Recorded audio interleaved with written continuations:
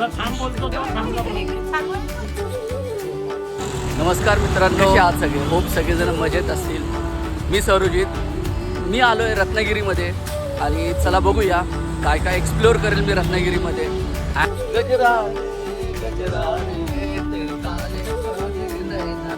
आज सरोजित दादांना आणलेलं आहे एका खतरनाक स्पॉटवर, जिथे नंबर वडापाव पॅटीस मिसळ. समजलं काय काय भेटतं? वडापाव पॅटीस आणि सगळ्यात महत्त्वाचं म्हणजे खतरनाक भेटतं जे काय भेटतं. माझा पाव बघा, चुलीवरचं वडापाव कसं बनतं? चुलीवरचं. आपल्याकडं गॅस, पुण्यामध्ये गॅस, इकडं चुली.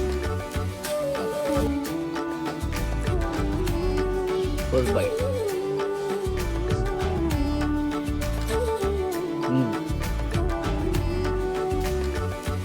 शाळेत असताना आहे ना, स्कूलमध्ये असताना आमच्या तिथे गाणं बसायचं सेम, चिंचाची चटणी वडापाव.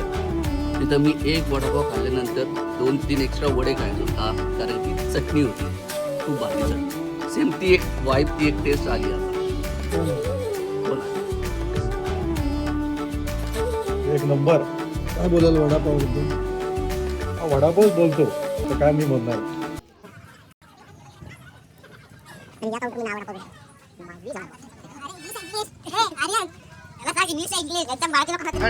तुला कसं वाटलं रे वडापाव? चांगलं आहे. रोज येतो. मिसळ खाल्लं, 2 वडापाव खाल्ले, एक नाही 2 वडापाव. म्हणजे एवढी टेस्ट एवढी यम्मी होती ना, खरंच कॉलेजची आठवण आली मला, शाळेमधली आठवण आली. सर खूपच भारी होतं वडापाव खायला, कारण की दिल में कुछ होता है वडापाव के लिए. तो चला भेटूया आता नेक्स्ट ब्लॉग मध्ये. तोपर्यंत जय महाराष्ट्र.